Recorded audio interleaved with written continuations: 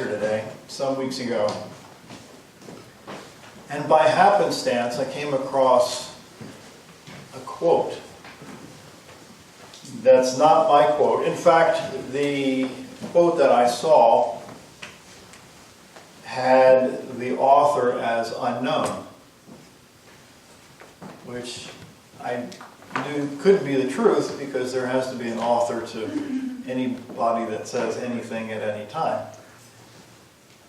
So I started doing some homework trying to find who the author was of this quote. Found out who the author is, and then that opened the door to other, let's just say, quotes and inspirations and information that has led me down the path to this text here today. So I'm calling it, which is from this quote, the text title today is called I Am the Storm. I Am the Storm. And I shared in the blog that I had out this past week, or this week actually, that I think many of us walk around life with an umbrella, if you will, that we dodge our difficulties and dodge our struggles, and for some of us it's very tempting to not stay on the offensive but on the defensive most days. Because I don't know about you, but it seems that it's a common characteristic of life to be attacked in a number of different ways, whether it's financial ways, whether it's emotional ways, whether it's physical ways, whether it's ailments, whether it's illness, whether the bills are late, whether it's a variety of things. It seems that we're always on the defensive instead of going forward. So this quote, the full quote starts like this. It says, "Fate whispers to the warrior, you cannot withstand the storm." Fate whispers to the warrior, you cannot withstand the storm. But the warrior says back, I am the storm. I am the storm. In fact, I have that written down in my handwriting as a sticky note on my laptop for the moment. Of course, I have quotes around the office to keep me going. But this quote for the last roughly, a month or two has really kept me moving forward. Because oftentimes you just want to stop.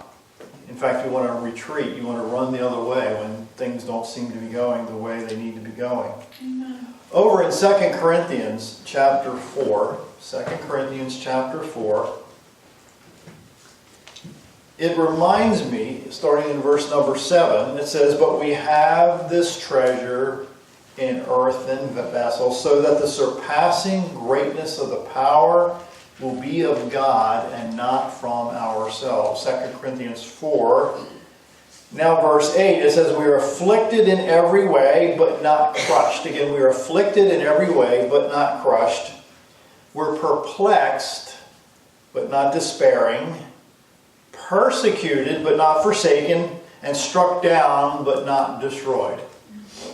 My translation of that text is, things go bad up to a certain point, but you're not out of the game. You've still got another at-bat. You still have another chance to hit the home run. Amen. Another paraphrase of the same text says, "If you only look at us, you might well miss the brightness. We carry this precious message around in the unadorned clay pots of our ordinary lives." Have you ever opened your mouth at times and stuff came out of your mouth that was profound, that you didn't know you even had? Even though you're going through a bunch of stuff, but once in a blue moon, you get this bit of wisdom that comes out of this pot, if you will, this vessel, as Paul talks about, that didn't really come from you at all. The paraphrase goes on to say, "You know for ourselves that we're not much to look at. We've been surrounded and battered by troubles, but we're not demoralized. We're not sure what to do, but we know that God knows what to do. He says, this paraphrase, I've been spiritually terrorized, but God hasn't left our side." I think most of us in life have to remind ourselves that, we're down, but we're not out. So what, you struck out this time at bat. You still have several times at bat to get it right. Amen. Benjamin Franklin dropped out of school at age 10 because his parents couldn't afford to pay for the education. But of course, we all know through reading most of our history books that he eventually turned out okay.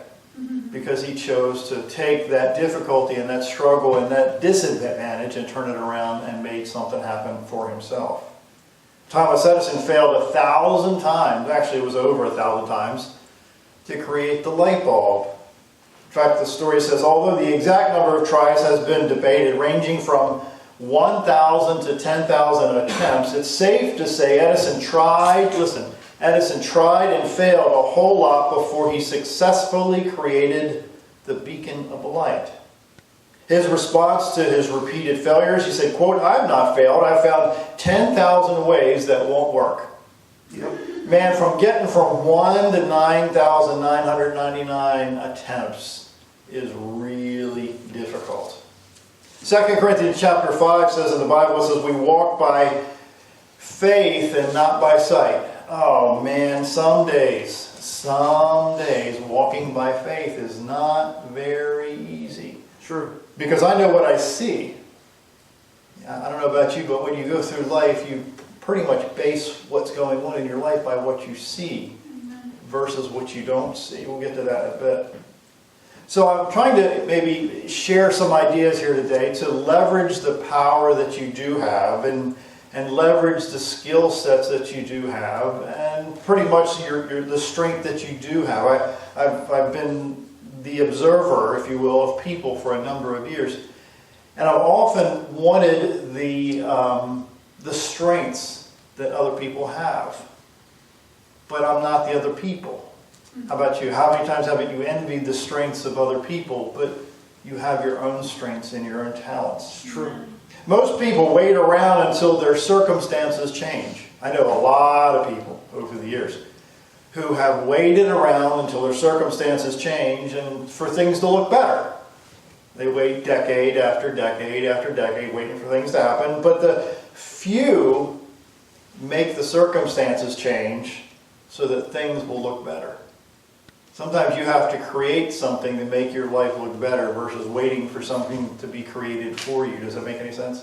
So when I look at all the people now throughout history, they've endured so much and they've decided, there's probably hundreds, maybe even thousands of examples of people who've endured so much and have been able to overcome the difficulties in their life as a result of them deciding that no matter how many times they're at bat, no matter how many times they attempt to create that light bulb, they're not going to stop until they create the light bulb. And again, I'll repeat this many times, but going from the first attempt to the 9,999th or the 999th or whatever amount of times it took him to create that light bulb was pretty discouraging.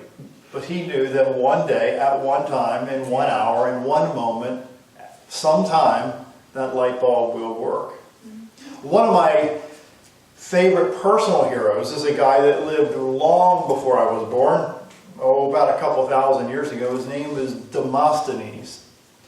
He lived, again, a very long time ago in Athens, and different stories have been told about this man. I don't know if all are true, but one of the stories says that he had a struggle. Demosthenes, he couldn't talk very well.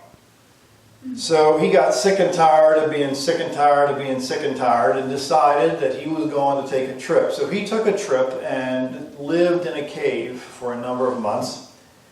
And he decided to change the way he spoke.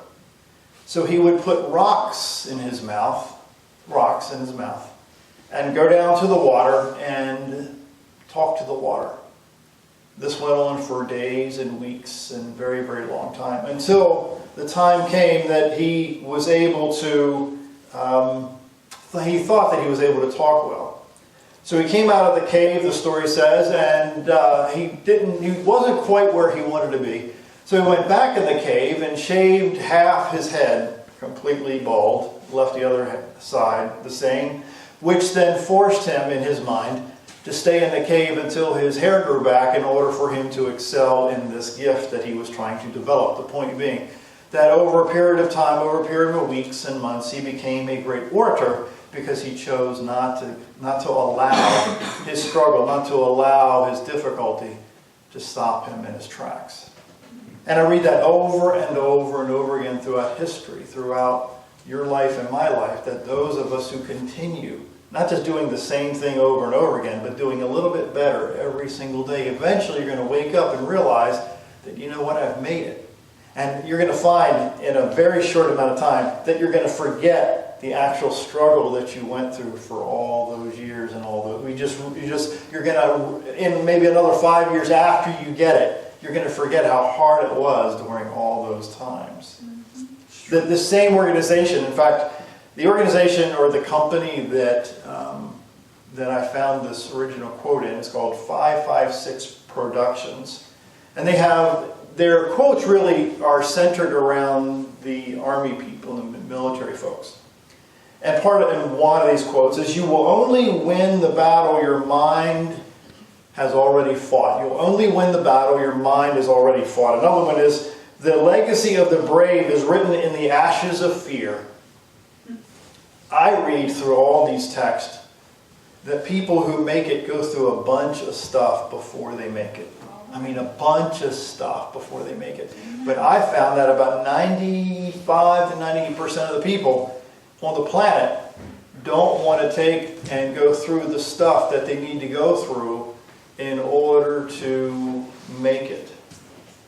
The same organization says, "Live in such a way that you leave an echo." Live in such a way that you leave an echo. Jesus is one of those men that I read about that if I could ever get close to what he is like. Can you imagine walking like Jesus walked, acting like Jesus acted all the time, thinking like Jesus thought, doing what Jesus did, and yet I wake up in the morning, I'll look in the mirror and I just shake my head. I'm thinking, oh my God, I'm so far away from where I really need to be most days. Let me give you an example. Over in Matthew chapter 5 is such an example. I am nowhere close to where the story is. In Matthew chapter 5, starting at verse number 39, it says, "You have heard that it was said, an eye for an eye and a tooth for a tooth. But I say to you, do not resist an evil person, but whoever slaps you on your right cheek, turn the other one also. And if anyone wants to sue you and take your shirt, give him your coat also." I'm not there. I'm teaching theory at the moment.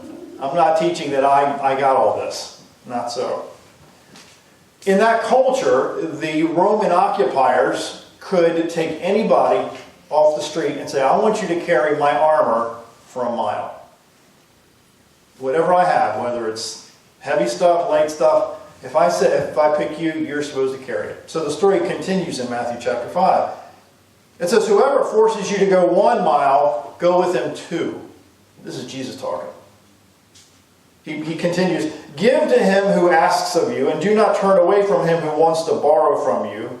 You have heard that it was said, you shall love your neighbor and hate your enemy. But I say to you, love your enemy and pray for those who persecute you." I'm not there. I'm not. I'm just teaching you what the Bible says. I'm not saying I live it. I try. Just to be very clear, I'm not saying that I purposely don't live it, but it's not very easy sometimes to live these things. Now, if you want to turn over to John chapter 2, and then we'll go to Matthew 21 after that, but I want to share 2 stories that trip me out quite a bit. John chapter 2, in verse number 14, it says this, and this is Jesus. Jesus was a teacher. He was a guy who knew his stuff. He did miracles, and he had all this wisdom. And he came onto the scene with a series of skill sets and lessons and philosophies that rubbed the religious culture of the time the wrong way. So in John chapter 2, it says, "And Jesus found in the temple," in that culture, in that city, was a temple where sacrifices were made to God to cover the sins of the people at that time. So Jesus found in the temple those who were selling oxen and sheep and doves, and the money changers seated at their tables.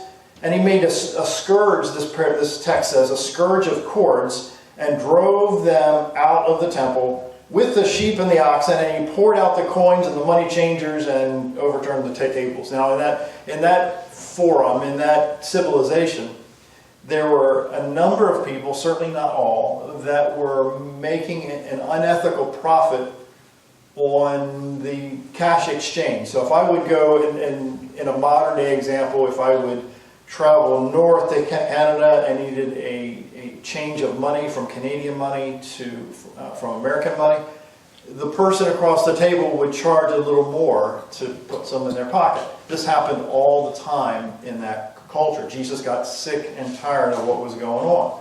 So if you go down to Matthew chapter 21, it happens again, verse 12. And Jesus entered the temple and drove out all those who were buying and selling in the temple, and overturned the tables and the money changers and the seats of those who were selling doves. So again, the point is that Jesus was sick and tired of the hypocrisy. Jesus was tired of the unethical practices. And you and I see that in Christendom, in religion, all the time about the unethical practices. In verse 13 it says, and he said to them, it is written, my house shall be called a house of prayer, but you're making it a robber's den. Now this is Jesus. This is the dude that was born in the stable, healed many, did a lot of miracles, walked on water, did all this stuff. But Jesus reached a point where he got sick and tired of the games, and he was able to turn on, I'll use the word anger, he was able to turn on this anger in a way that made a scene, which, by the way, may echo the Old Testament, which goes back to Malachi chapter 3. Malachi was a prophet that foretold, all prophets foretell what was supposedly going to happen in the future. But this really, in Malachi 3, I'm not going to read it, but it really potentially illustrates that what Jesus did was making Malachi's foretelling reality. Okay? Now, this is the part that I can't seem to get through. Because I'm not Jesus. I don't pretend to be Jesus. I don't play Jesus on TV. I try to be like Jesus, but most days I'm not like Jesus. But in the very next verse, in verse number 14, now Jesus again walked into the temple. He took a cord or cords and wrapped them together and was beating people out that were unethical and dishonest. But in the very next verse, verse number 14, and the blind and the lame came to him in the temple, and he healed them. This guy went from anger to the ability to heal those in the temple. So if you kind of put the puzzle pieces together, Jesus wasn't so hot that he stormed out of the temple, but he stayed in the temple, and people came to him moments after he beat the bad guys out of the temple, and he was still able to turn on compassion and healing and make a difference in people's lives. I wish I was there. How about y'all? Have y'all all gone through stuff in your life that made you just so like your head wanted to explode? And then the very next moment you have an opportunity to make a difference in somebody's life, but you are so emotionally out of it that you don't even see it, or you don't want to see it, or you ignore it. Jesus wasn't that way. Again, verse 14. And the blind and the lame came to him in the temple, and he healed them. This same organization that I shared earlier says the storm, listen, the storm shows us who the warriors are. The storm shows us who the warriors are. And who are they? Listen, the ones standing in it. I can only think about these guys that are in charge of, around the world, that they're in charge of guarding something. And whether it's a storm, whether it's the heat, whether it's anything, their job is to stand guard. Sometimes in the middle of your stuff, your job is to just stand. That's right. Sometimes your job is to just, do what you should do consistently, no matter whether it's hail, rain, like the old postman thing. I'll probably get it wrong, but They're supposed to deliver mail, in the rain and the heat and the snow and the ice. I can remember one snowstorm, though, we had, a year or two ago, and it was about 4 o'clock in the afternoon. I was expecting a package from the post office. And it was pretty bad out. So I called the post office. I think I've called the post office 3 times in my lifetime.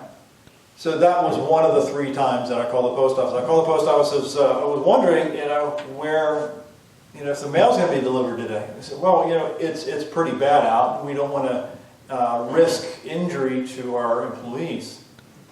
I just said, thank you very much, I understand. But in my little brain, I'm thinking, what happened in rain, hail, snow, or sleet? The post office will not be beat. That's a whole new sermon, I guess. Many times we're tempted, listen, and I'm there almost every day. Many times we're tempted to live on the side of reaction instead of action. Mm-hmm. We're tempted to live on the side of reaction instead of action.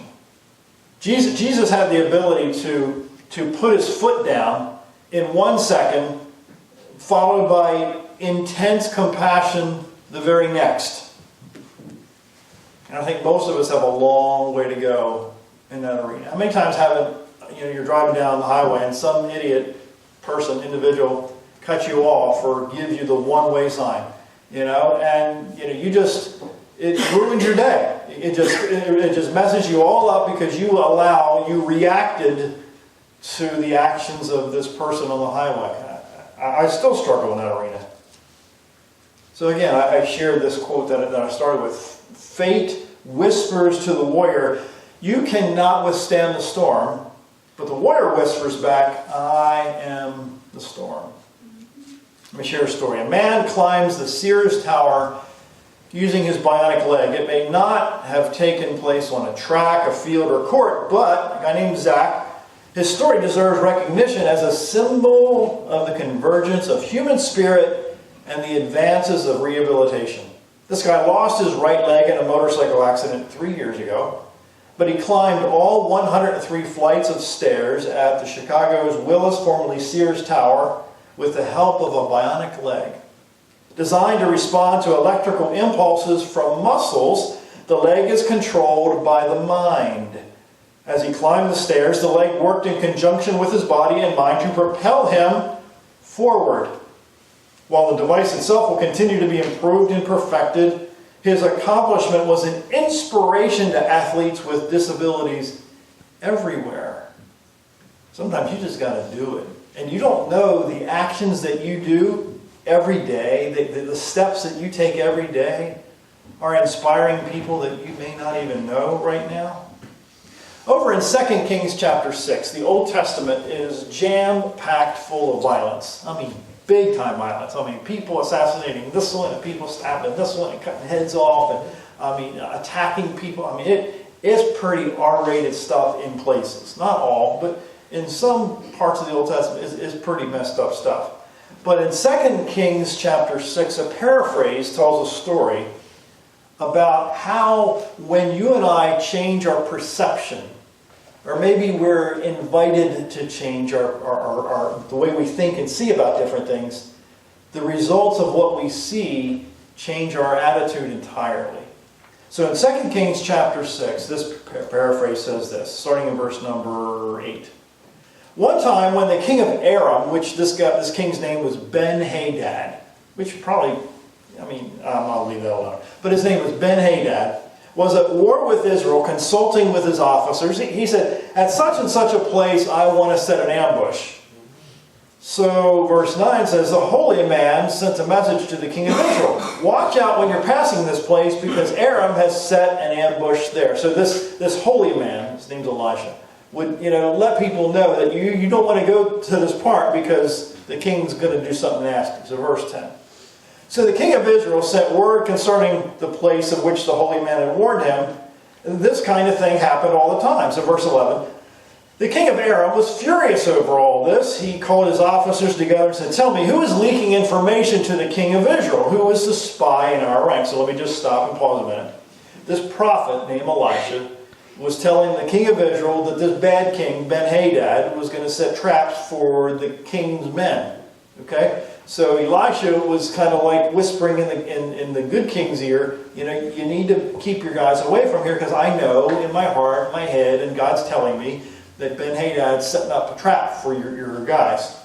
So verse number 12. But one of his men, so one of the bad guys' men goes to Ben-Hadad, the bad guy, and says, what's going on? But one of his men said, no, my master, dear king, it's not any of us. It's Elisha the prophet in Israel.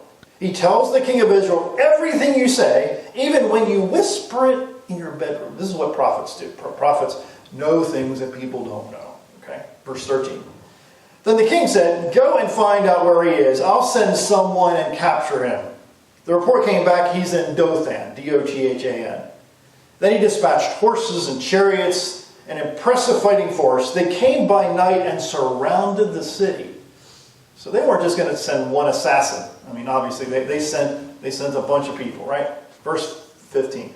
Early in the morning, a servant of the holy man got up and went out. Surprised, horses and chariots were surrounding the whole city. The young man exclaimed, "Oh, master, what shall we do?" He said, don't worry about it. Listen, there are more on our side than on their side, the paraphrase says. Then Elisha prayed, "Oh God, open his eyes and let him see." So Elisha the prophet, who knew that Ben-Hadad was attempting to ambush the good guy's army, the good king's army, Elisha wasn't stressed about it at all because he knew something that the servant didn't know. So Elisha prayed, he says, God, let the servant see what I see. Sometimes experience enables us to see what those who haven't gone through certain things can't see. That's another sermon. Verse 17. The eyes of the young man were open, and he saw a wonder. The whole mountainside full of horses and chariots, and a fire surrounding Elisha. When the Arameans attacked, Elisha prayed to God, "Strike these people blind," and God struck them blind, just as Elisha said. Then Elisha called out to them, "No, not that way, not this city. Follow me, I'll lead you to the man you're looking for." And he led them into Samaria. As they entered the city, Elisha prayed, "Oh God, open their eyes so they can see where they are." God opened their eyes, they looked around, and they were trapped in Samaria. Again, oftentimes our perspective changes, doesn't it? When we see the reality of what's going on around us. Sometimes what we see is not the truth. How many times have you gone through stuff in your life? What you see, it looks like this, but it's not this.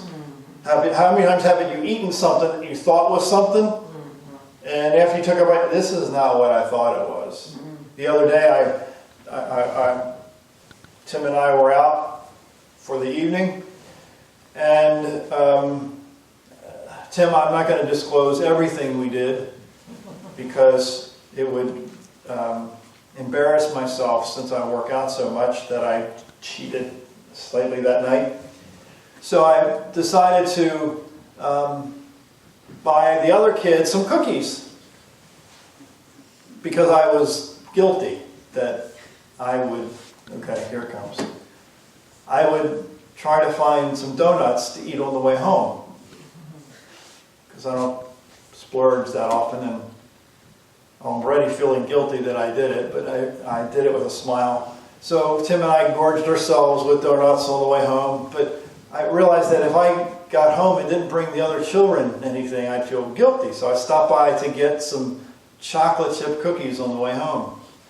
So I realized that this is a double-edged sword because I knew I was going to indulge at some point on those chocolate chip cookies. So I grabbed the first chocolate chip cookie pack I got, and I brought it home. And I was gonna have when I had 2 donuts on the way home, and so I was going to indulge in a chocolate chip cookie before bed, and of course I included Tammy in that gift of chocolate chip cookies because you can't not bring the wife home something when you've already laid about 500 calories on yourself on the way home.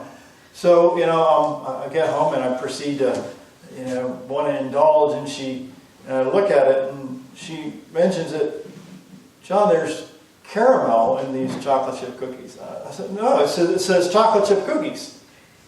Well, the point is, all I saw was the chocolate chip cookies. I didn't see the big white sticker on the top of the box that said caramel. I don't like caramel in my chocolate chip cookies, for those who don't know. So I didn't get it. I chose not to have any chocolate chip cookies because I thought it was one thing, it was really something else. How many times the point is, you looked at something and thought it was one thing. And it was not that at all. I remember when we had a Ford Escort, a red Ford Escort.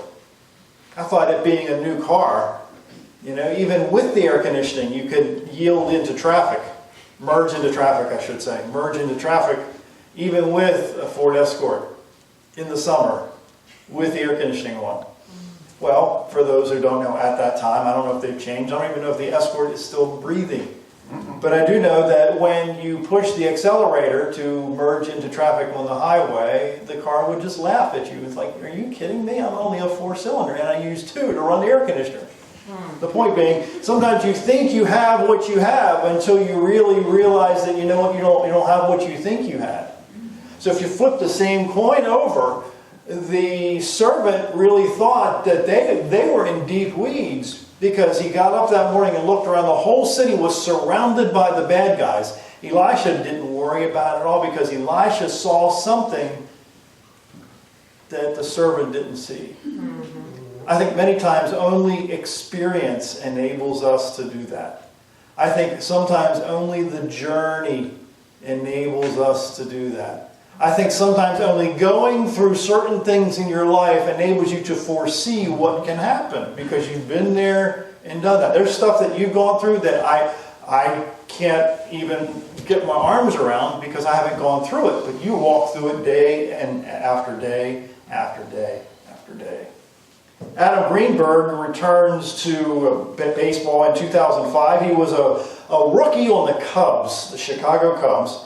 In his first plate appearance in the majors, Greenberg was struck in the batting helmet with a 92-mile-per-hour fastball.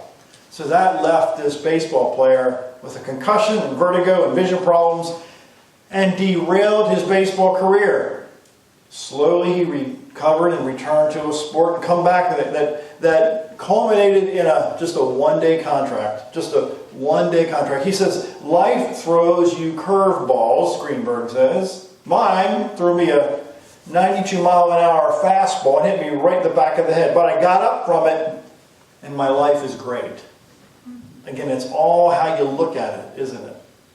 And sometimes, my goodness, going through it, you have to really force yourself many times to look at it in a very, very different way. 2 Corinthians chapter 4, Paul says, 2 Corinthians 4:18. He says, so we fix our eyes not on what is seen, but on what is unseen.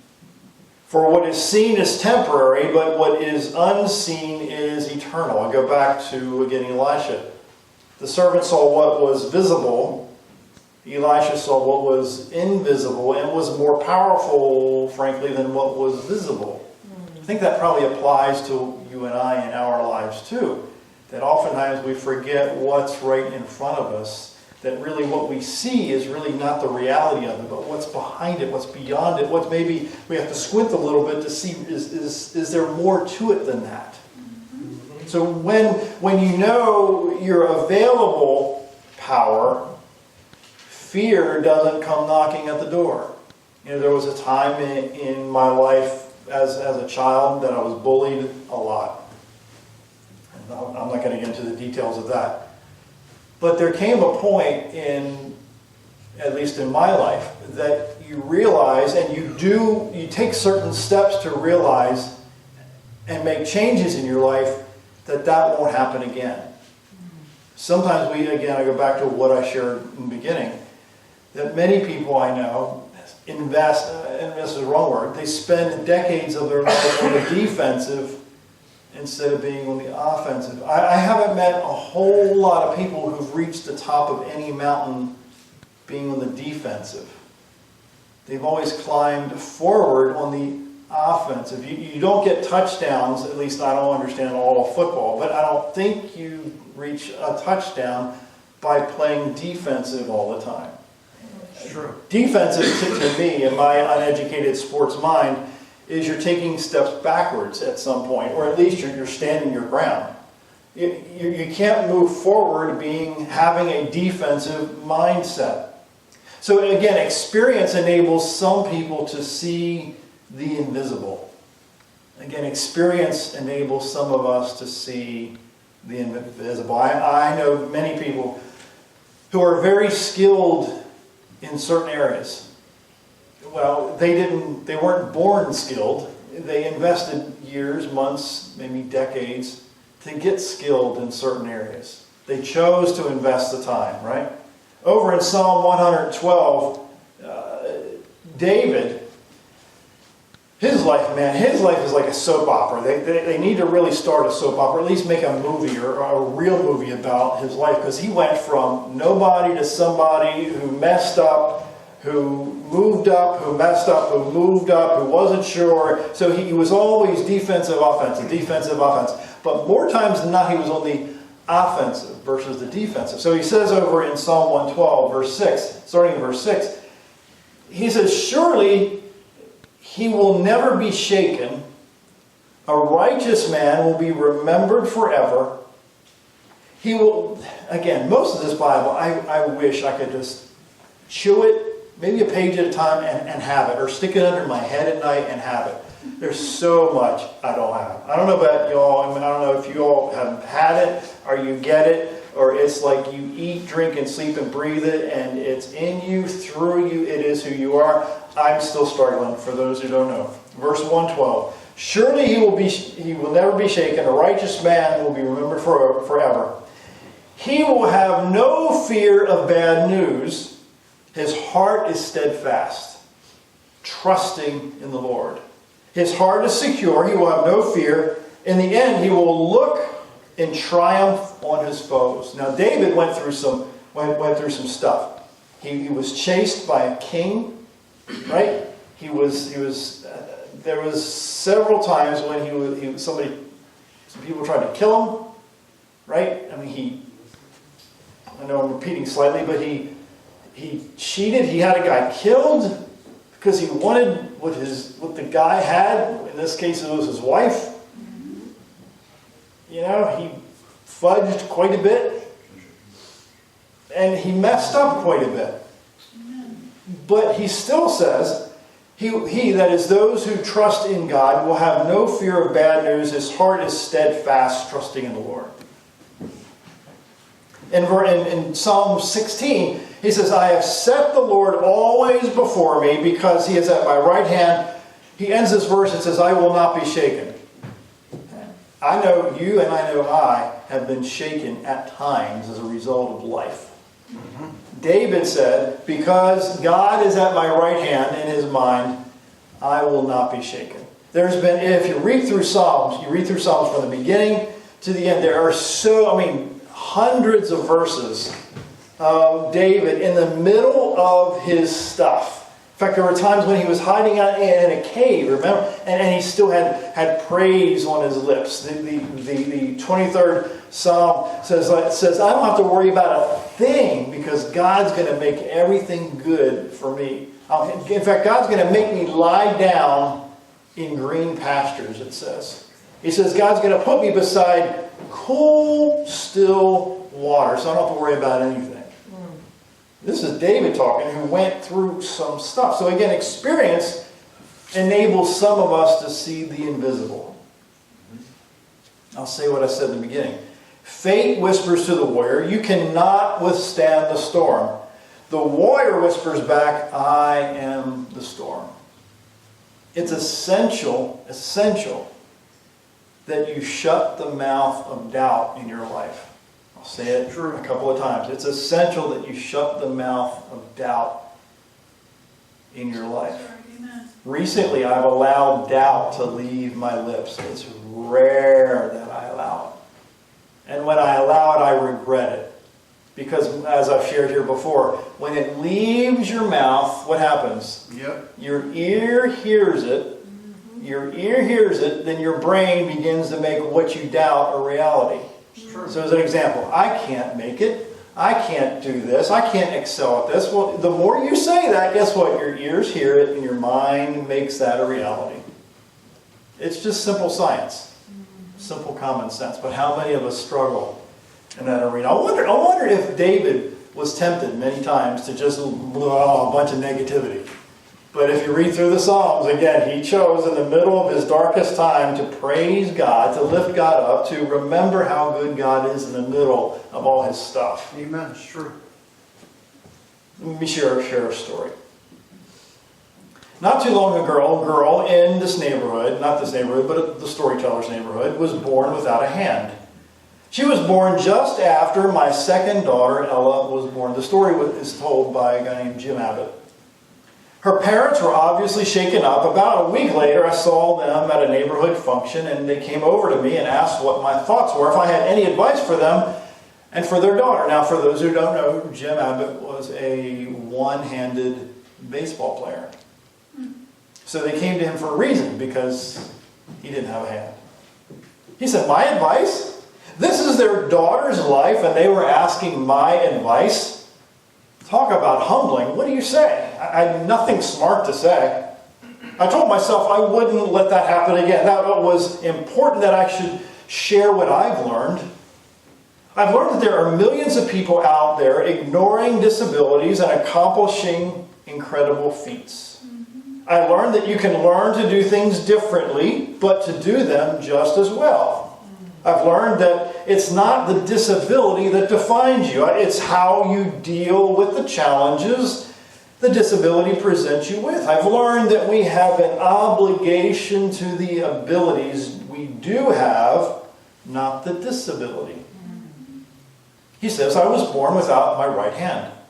I never felt slighted. As a kid, I was pretty coordinated, and growing up I loved sports. I learned to play baseball like most kids, playing catch with my dad in the front yard. The only difference was that we had to come up with a method to throw and catch with the same hand.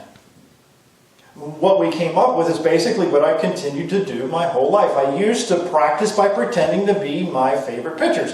I'd throw a ball against a brick wall on the side of our house, switching the glove off and on, moving closer to the wall, forcing myself to get that glove on faster and faster. I imagined myself becoming a successful athlete.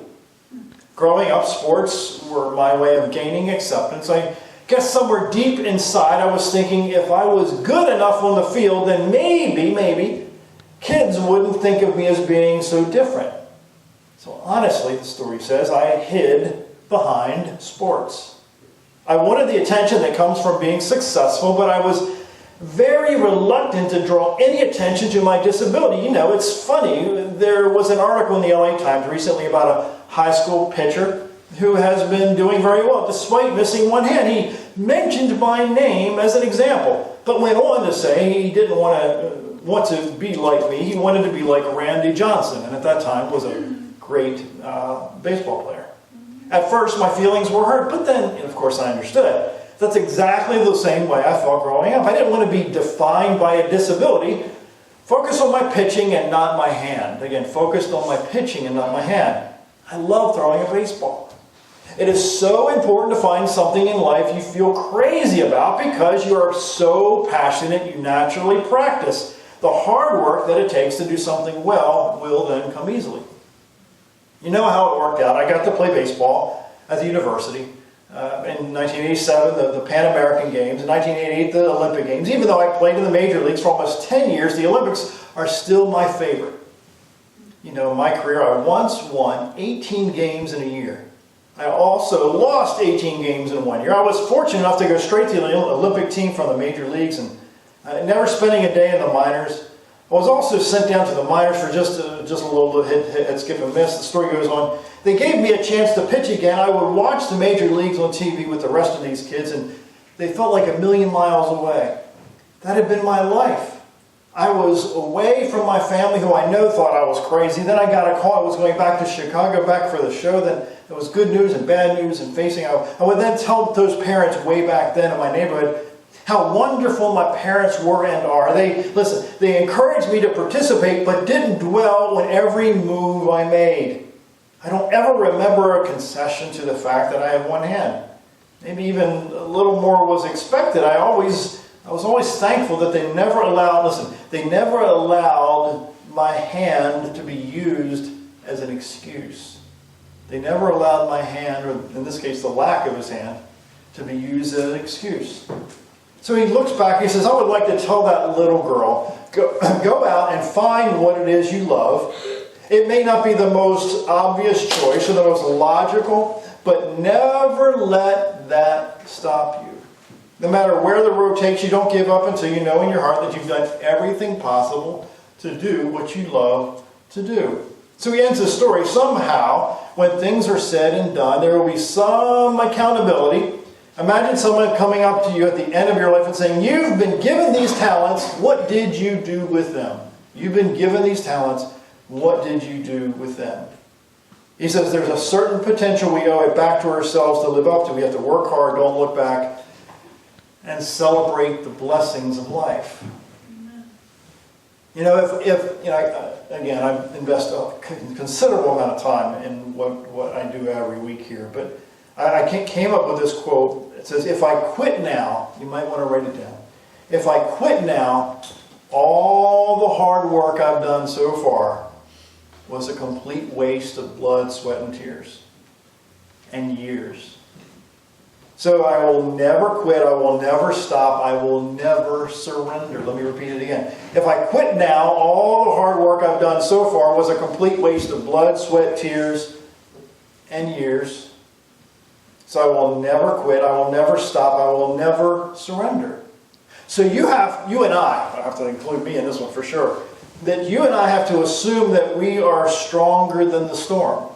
That we're stronger. In fact, as I wrote that note, I Googled it and I found out that it was actually the title to a song, I Am Stronger Than the Storm. So let me share some of the words to that song. It says, when you're soaked by the rain of sorrow, when we're battered by winds of change, when the world all around is shaken and we're deafened by crashing waves, we call out to you, or God, to you. The chorus says, you are stronger than the storm.